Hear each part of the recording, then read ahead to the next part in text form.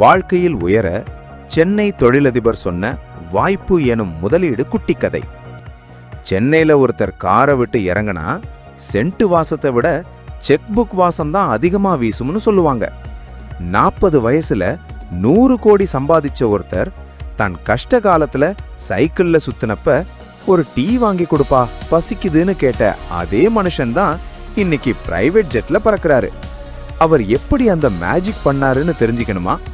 அதுக்கு பின்னாடி ஒரு வில்வித்தைக்காரனும் ஒரு வெள்ளை சாக் பீஸும் இருக்கு. அது என்னன்னு பார்க்கலாமா? சென்னையின் மைய பகுதியில் இருந்த அந்த பிரம்மாண்டமான கார்ப்பரேட் அலுவலகம் கண்ணாடி மாளிகையாக மின்னிக் கொண்டிருந்தது. அதன் 40வது மாடியில் வங்கக்கடலை பார்த்தபடி அமைந்திருந்த குளிரூட்டப்பட்ட அறையில் 40 வயதே ஆன யங் ஐகான் சஞ்சய் குமார் அமர்ந்திருந்தார். சஞ்சய் குமார் சாதாரண ஆள் கிடையாது. சஞ்சய் குமார், அன்போடு சக்சஸ் சஞ்சய்னு கூப்பிடலாம். வயது 40, பார்க்க 30 மாதிரி இருக்க ட்ரை பண்ணுவார். ஆனா அனுபவம் 60 வயசு ஆளு மாதிரி இருக்கும். Chakra group of company CEO.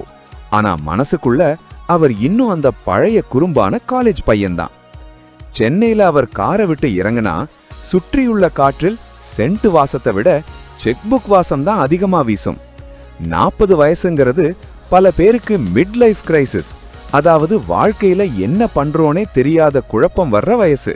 ஆனா சஞ்சய் குமாருக்கு இது மிட் லைஃப் சக்சஸ். அவர் அலுவலகம் எப்படி இருக்கும் தெரியுமா? உள்ள நுழைஞ்சா காலுக்கடியில இருக்கிற கார்பெட் கூட என்ன மிதிக்கிறதுக்கு உங்களுக்கு தகுதி இருக்கான்னு கேட்கிற மாதிரி அவ்வளவு காஸ்ட்லியா இருக்கும். ஆனா இவ்வளவு பந்தாவா இருக்கிற சஞ்சய் குமார் யாருமே எதிர்பார்க்காத நேரத்துல ஒரு மொக்க ஜோக் சொல்லி அங்க இருக்கிற சீரியஸான சூழலை சிரிப்பு சத்தமா மாத்திடுவார். சஞ்சய் குமார் பிறக்கும் போதே வாயில் வெள்ளி கரண்டியோடு பிறந்தவர் கிடையாது. அவர் பிறக்கும் போது வாயில் பிசினஸ் பிளான் வச்சிருந்தாரான்னு வேணா டவுட் படலாம். 20 வருஷத்துக்கு முன்னாடி சென்னை வெயில்ல ஒரு பழைய சைக்கிள்ல கேரியர்ல ஒரு கட்டு நோட்டீஸ் வச்சுக்கிட்டு சுத்தினவர் தான் இந்த சஞ்சய். அப்போ யாராவது வந்து, சஞ்சய், ஒரு காலத்துல நீ பெரிய பணக்காரனாவன்னு சொல்லியிருந்தா முதல்ல ஒரு டீ வாங்கி கொடுப்பா பசிக்குதுன்னு சொல்லியிருப்பார். உலகத்துல பல பேர் வாய்ப்பை தேடி ஓடுறாங்க. நான் வாய்ப்பை என் காலுக்கடியில வர்ற மாதிரி பண்றேன்னு அவர் சொல்லும்போது அவர் முகத்துல ஒரு வில்லத்தனமான புன்னகை இருக்கும். உதாரணத்துக்கு, மத்தவங்களெல்லாம் ரியல் எஸ்டேட்னு நிலம் வாங்கி போடலான்னு பிளான் பண்ணும்போது சஞ்சய் என்ன பண்ணுவார்னா, எல்லாரும் நிலம் வாங்குறாங்கல்ல, அப்போ அவங்களுக்கு வேலி போட கம்பி வேணுமேன்னு யோசிச்சு வேலி கம்பி பிசினஸ் ஆரம்பிச்சு கோடிக்கணக்கில் சம்பாதிப்பார். சஞ்சய் குமார் ரொம்ப சீரியஸான பிசினஸ் மேன் மாதிரி வெளியே தெரிஞ்சாலும் அவரோட நெருங்கின வட்டத்துல அவர் ஒரு காமெடி பீஸ். நான் ரொம்ப ஹெல்தி டயட் ஃபாலோ பண்றேன்னு சொல்லுவார். ஆனா அவர் டேபிள்ல பார்த்தா ஆப்பிள் ஜூஸ் பக்கத்திலேயே ஒரு பிளேட் ஜிலேபி இருக்கும். கேட்டா சக்கரை கம்மியா இருக்கிற ஜிலேபி இதுன்னு ரீல் விடுவார். மீட்டிங்ல எல்லாரும் கிராஃப் ஸ்டாட்ஸ்ன்னு பேசிட்டு இருக்கும்போது சஞ்சய் திடீர்னு, நேத்து அந்த படத்துல வர்ற காமெடி பாத்தீங்களான்னு கேட்டு எல்லாரையும் ஆஃப் பண்ணிடுவார். எப்பவும் 2 போன் வச்சிருப்பார். ஒரு போன் பிசினஸுக்கு, இன்னொரு போன் அதுவும் பிசினஸுக்கு தான். ஆனா அந்த போன்ல அதிகமா இருக்கிறது கேண்டி கிரஷ் கேம் தானா. அவர் 40 வயசுல கத்துக்கிட்ட ஒரு முக்கியமான பாடம் என்னன்னா, சிரிக்க தெரியாத மனுஷன் பிசினஸ் பண்ண தகுதியற்றவன். ஏன்னா நீங்க ஒருத்தரை சிரிக்க வச்சிட்டீங்கன்னா அவர் உங்ககிட்ட பொருள் வாங்க தயங்க மாட்டார். இவ்வளவு கோடிகளுக்கு அதிபதியா இருந்தாலும் சஞ்சய் குமாருக்கு இன்னும் அந்த சாலையோர கடை டீயும் வடக்கடை பஜ்ஜியும் தான் ஃபேவரட். என்னதான் பெரிய ஹோட்டல்ல சாப்பிட்டாலும் அந்த அடையாறு பாலத்துல நின்னுகிட்டு காத்து வாங்கிக்கிட்டே குடிக்கிற ஒரு டீக்கு ஈடு இணை இல்லைன்னு அவர் சொல்லும்போது அவர் ஒரு சாதாரண சென்னை பையனா தான் தெரிகிறார். இந்த சஞ்சய் குமாரை இன்டர்வியூ எடுக்க நிருபரன் நிரஞ்சனா தனது யூடியூப் சேனல் டீமுடன் உள்ளே நுழைந்தார். Cameraman Pandi, light boy Kumar என எல்லாரும் செட் செய்து கொண்டிருந்தனர். நிரஞ்சனா கேமராவை பார்த்து, ஹலோ வியூவர்ஸ், நிரஞ்சனா டாக்ஸ் சேனலுக்காக இன்னைக்கு நாம ஒரு செலிபிரிட்டி பிசினஸ் மேனை பார்க்க வந்திருக்கோம். வெறும் 40 வயசுல சைக்கிள்ல சுத்திட்டு இருந்த மனுஷன் இன்னைக்கு பிரைவேட் ஜெட்ல பறக்கிறாரு. அவர் யாரும் இல்ல, Chakra group of companies owner mister Sanjay Kumar. Sanjay Kumar ஒரு விலையுயர்ந்த சுழல் நாற்காலியில் அமர்ந்து கையில் ஒரு ஐபேடுடன் ஏதோ ஒரு கிராஃபை பார்த்து கொண்டிருந்தார். நிரஞ்சனாவை பார்த்ததும் எழுந்து வந்து கை குலுக்கினார். 24 வயதேயான துடிப்பான அதே சமயம் கொஞ்சம் லூட்டி பேர்வையான அந்த இளம் நிருபர் நிரஞ்சனாவை பற்றியே ஒரு கலகலப்பான அறிமுகம்.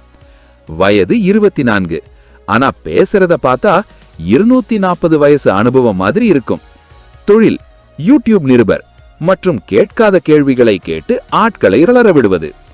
ஆயுதம் மைக், ஒரு கூர்மையான பார்வை, அப்புறம் சார் ஒரே ஒரு கேள்வி சார் என்கிற அந்த அபாயகரமான புன்னகை. நிரஞ்சனாவுக்கு 24 வயது தான் ஆகிறது. இந்த வயதில் மற்ற பெண்கள் இன்னைக்கு எந்த ரீல்ஸ் போடலாம் அல்லது காஃபி ஷாப்ல எந்த ஆங்கிள்ல போட்டோ எடுக்கலாம் என்று யோசித்துக் கொண்டிருக்கும் போது நிரஞ்சனா அடுத்த எந்த கோடீஸ்வரரை வச்சு செய்யலாம் என்று யோசித்துக் கொண்டிருப்பார். அவர் ஒரு நிருபர் என்பதை விட ஒரு டிடெக்டிவ் என்று சொல்வதுதான் பொருத்தமாக இருக்கும். ஒரு தொழிலதிபர் 100 கோடி சம்பாதித்தார் என்றால் அவர் எப்படி சம்பாதித்தார் என்பதை விட அந்த 100 கோடியை எங்கே வைத்திருக்கிறார் என்பது வரை தோண்டி துருவி எடுப்பதில் அவர் கில்லாடி. நிரஞ்சனாவிடம் ஒரு மேஜிக் இருக்கிறது. அவர் சஞ்சய் குமார் போன்ற பெரிய தொழிலதிபர்களை பேட்டி எடுக்கும்போது முதலில் ரொம்பவும் அப்பாவியாக முகம் வைத்துக் கொள்வார். சார், நீங்க எப்படி இவ்வளவு பெரிய ஆளானீங்க? எனக்கு ஒண்ணுமே தெரியாது சார் என்று அவர் கேட்கும்போது அந்த தொழிலதிபர், பாவம் சின்ன பொண்ணு, எல்லா ரகசியத்தையும் சொல்லிடலாம் என்று வாயை திறப்பார். அவ்வளவுதான். அடுத்த 5வது நிமிடம் அந்த தொழிலதிபரின் பேங்க் பேலன்ஸ், ஆரம்பகால தோல்விகள், அவர் செய்த தகிடுதத்தங்கள் என அனைத்தையும் நைஸாக வெளியே கொண்டு வந்து விடுவார். இதனாலேயே சென்னை கார்ப்பரேட் வட்டாரத்தில் நிரஞ்சனா வராங்களா, முதல்ல எல்லா ஃபைலையும் பீரோவில் வச்சு பூட்டுங்கடா என்று ஒரு பேச்சே உண்டு. நிரஞ்சனாவிடம் சில நகைச்சுவையான குணாதிசயங்கள் என்ன தெரியுமா? நிரஞ்சனா தூங்கும் போதும் கையில் ஒரு மைக்கை பிடித்துக் கொண்டுதான் தூங்குவார் என்று அவருடைய கேமராமேன் பாண்டி அடிக்கடி கிண்டல் செய்வார். கனவில் கூட, அம்மா இன்னைக்கு குழம்புல ஏன் உப்பு கம்மி, இத பத்தி நாட்டு மக்களுக்கு நீங்க என்ன சொல்ல விரும்புறீங்க என்று மைக்கை நீட்டி பேட்டி எடுப்பாராம். மைக் மேல அவ்வளவு பாசம்.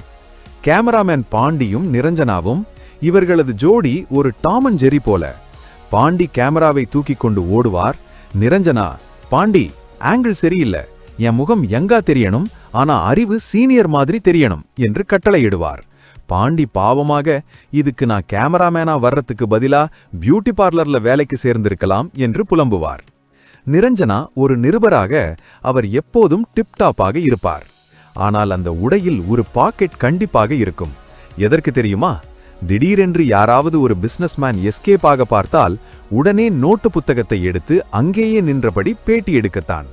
24 வயதில் இவ்வளவு துணிச்சலா என்று கேட்கும் அளவிற்கு நிரஞ்சனாவுக்கு பயம் என்பதே கிடையாது.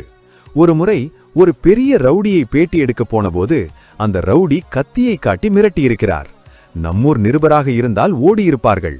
ஆனால் நிரஞ்சனா, சார் இந்த கத்தி எந்த பிராண்ட், இதுக்கு ஜிஎஸ்டி கட்டுனீங்களா இல்லைன்னா இதுவும் கள்ளச்சந்தையில் வாங்கினதா என்று மைக்கை அவர் மூக்குக்கு நேரா நீட்டியிருக்கிறார்.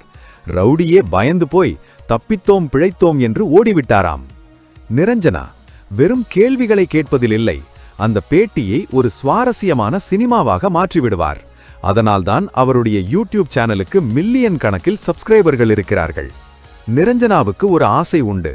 ஒரு நாள் உலகிலேயே மிகப்பெரிய பணக்காரரான எலான் மஸ்கை பேட்டி எடுக்க வேண்டும். அவரிடம் போய், சார் நீங்க செவ்வாய் கிரகத்துக்கு போறதெல்லாம் சரி, அங்க போய் பரோட்டா கடை வைக்கிறதுக்கு ஐடியா இருக்கா என்று கேட்க வேண்டும் என்பதுதான் அவருடைய லட்சியம். 24 வயதில் இவ்வளவு தெளிவு, இவ்வளவு வேகம் மற்றும் இவ்வளவு நகைச்சுவை உணர்வு கொண்ட ஒரு நிருபரை பார்ப்பது அரிது. நிரஞ்சனா வெறும் மைக் பிடிக்கும் பெண் அல்ல, அவர் உண்மைகளை தேடி ஓடும் ஒரு புயல். இந்த நிரஞ்சனாவிடம் இன்று சிக்கிக் கொண்டது சக்கரா குரூப் ஓனர் மற்றும் சிஇஓ மிஸ்டர் சஞ்சய் குமார். உண்மையில் நிரஞ்சனாவிடம் இவர் சிக்கிக் கொண்டாரா அல்லது நிரஞ்சனா இவரிடம் சிக்கிக் கொண்டாரா என இனி பார்க்கலாம். தனது யூடியூப் சேனல் டீமுடன் உள்ளே நுழைந்த நிரஞ்சனாவை பார்த்ததும் எழுந்து வந்து கைகுலுக்கினார் சஞ்சய் குமார். வாங்க நிரஞ்சனா, உங்க யூடியூப் சேனல் வீடியோக்கள் எல்லாம் பார்ப்பேன், நல்ல ஷார்ப்பா கேள்வி கேட்பீங்க, இன்னைக்கு யாரை வச்சு செய்ய போறீங்க? நிரஞ்சனா சிரித்துக்கொண்டே, சார் உங்களை வச்சு செய்ய எனக்கு பயம், ஆனா இந்த உலகம் உங்ககிட்ட இருந்து ஒன்னுதான் எதிர்பார்க்குது, அது உங்க வெற்றி ரகசியம். எப்படி சார் 0ல இருந்து 100 கோடி, இதுக்கு பின்னாடி இருக்கிற அந்த மேஜிக் என்ன? சஞ்சய் குமார், மேஜிக்கா? பிசினஸ்ல மேஜிக்னு எதுவும் இல்ல நிரஞ்சனா, ஆனா ஒரு லாஜிக் இருக்கு. அந்த லாஜிக்கை நான் ஒரு பழங்காலத்து வில்வித்தை கதை மூலமா சொல்றேன். உங்க ஆடியன்ஸுக்கு போர் அடிக்காம காமெடி கலந்த ஒரு லைஃப் லெசன் இதுல இருக்கு. சுமார் 300-400 வருஷத்துக்கு முன்னாடி நம்ம தென் தமிழகத்துல ஒரு சிற்றரசர் இருந்தார். அவர் பேரு மார்த்தாண்டன். அவருக்கு வில்வித்தைன்னா அப்படி ஒரு அதீத ஆர்வம். சொல்லப்போனால் அது ஒரு வில்வித்தை போதைன்னே சொல்லலாம். பொண்டாட்டி பிள்ளைங்க கூட நேரத்தை செலவழிக்கிறாரோ இல்லையோ, வில்ல பிடிச்சுக்கிட்டு திரியறதுல தான் அவருக்கு சந்தோஷம். நிரஞ்சனா, அப்போ அவர் நல்ல அம்பு எய்வாரா சார்? சஞ்சய்குமார், அதுதான் இல்ல. அவருக்கு ஆர்வம் தான் அதிகம், ஆனா குறிவைக்க தெரியாது. ஆனா மத்தவங்க குறிவைக்கிறத ரசிக்கிறதுல அவர் ஒரு பிஸ்தா.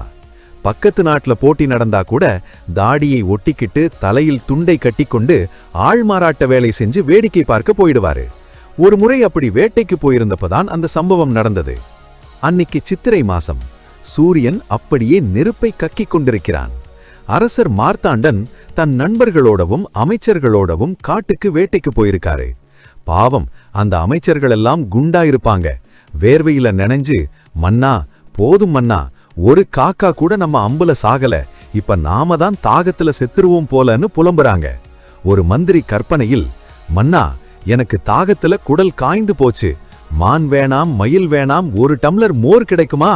அதற்கு அந்த அரசர், அமைச்சரே, வீரனுக்கு தாகம் வரக்கூடாது, அதோ பாருங்க ஒரு குளம், அங்க போய் இளைப்பாறுவோம். அந்த குளம் ரொம்ப அழகா இருந்தது. சுத்தி ஆலமரங்கள். அரசர் ஒரு பெரிய ஆலமர வேரில் படுத்து மேல அண்ணாந்து பார்த்தாரு. அப்போதான் அவர் கண்ணுல அந்த அதிசயம் பட்டது. அரசர் அப்படியே ஷாக்காகி எழுந்து நின்றாரு. அரசர் பார்த்த அந்த மரத்துல ஒரு வெள்ளை வட்டம் வரையப்பட்டிருந்தது. அதோட கரெக்டா சென்டர்ல, அதாவது 1 மில்லிமீட்டர் கூட விலகாம ஒரு அம்பு தைச்சிருந்தது.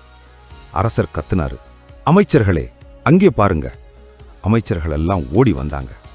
அரசர் பரவசத்துல சொல்றாரு, நான் எத்தனையோ வீரர்களை பார்த்திருக்கேன், ஆனா இவ்வளவு துல்லியமான குறி பார்த்ததே இல்லை. இது மனுஷன் எய்த அம்பு மாதிரி தெரியல, கடவுளே வந்து எய்த மாதிரி இருக்கு. வெறும் ஒரே ஒரு அம்பு மட்டும்தானா சார் என்றாள் நிரஞ்சனா. சஞ்சய்குமார் நிதானமாக, அதான் ட்விஸ்ட். பக்கத்துல இருந்த இன்னொரு மரத்தை பார்க்கறாரு. அங்கேயும் ஒரு வட்டம், நடுவுல அம்பு. அடுத்த மரம், அங்கேயும் அதே.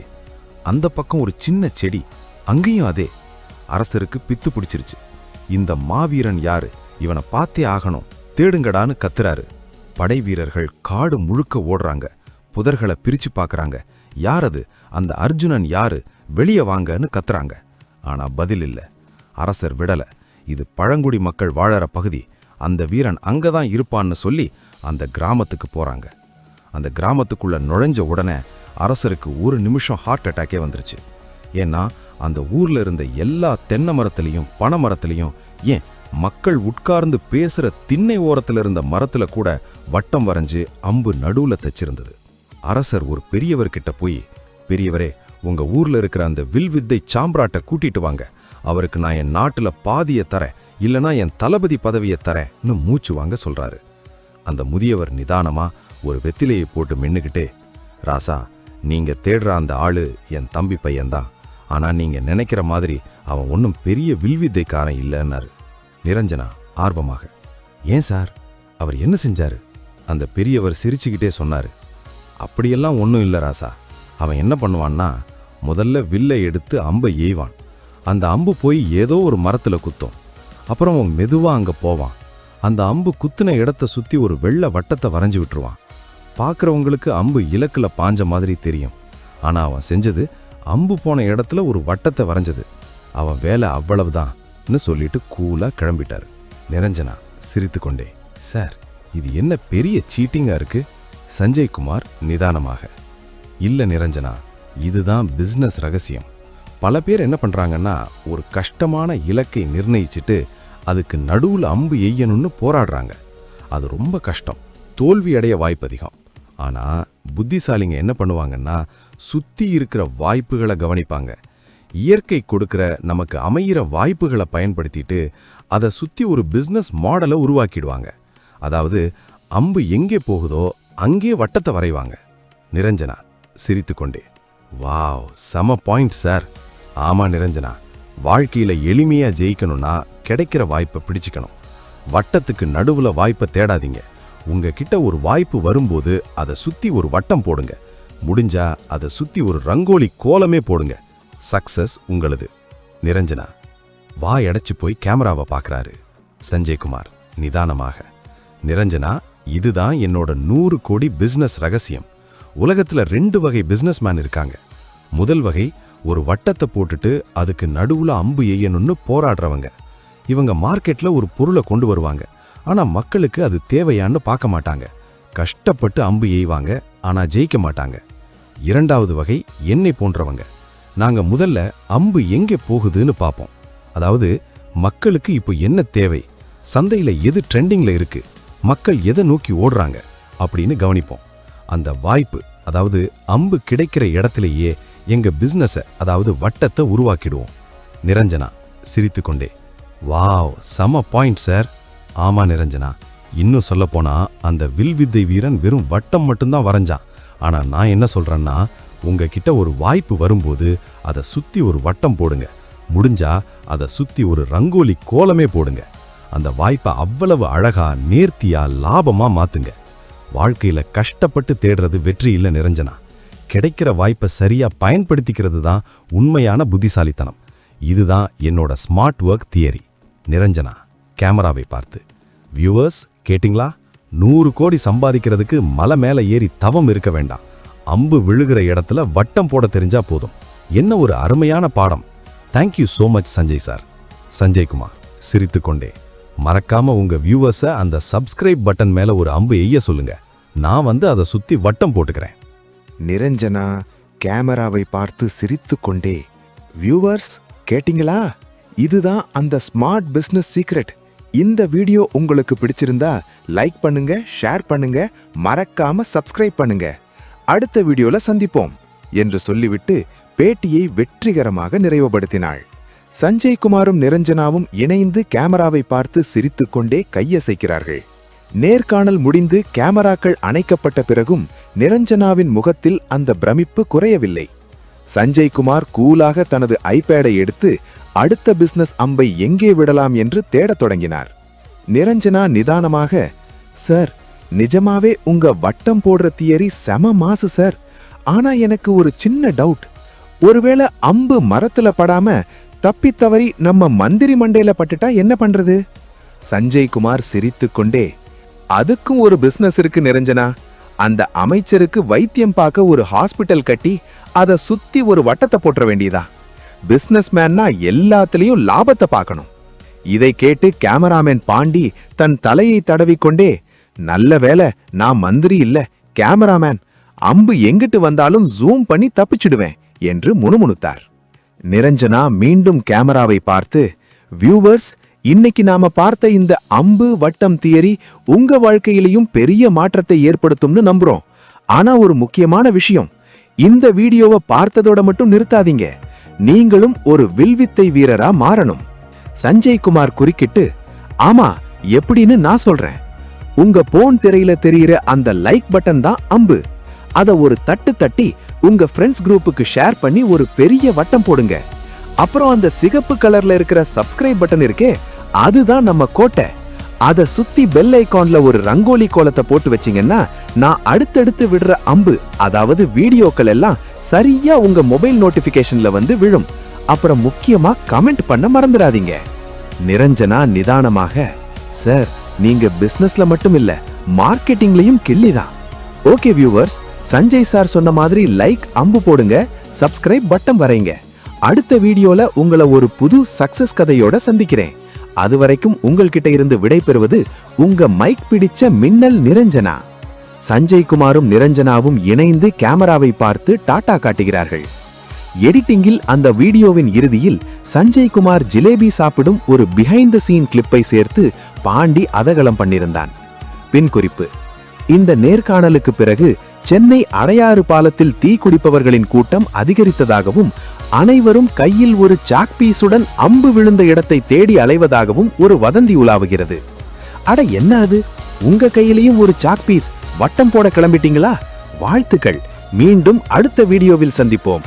நன்றி, வணக்கம்.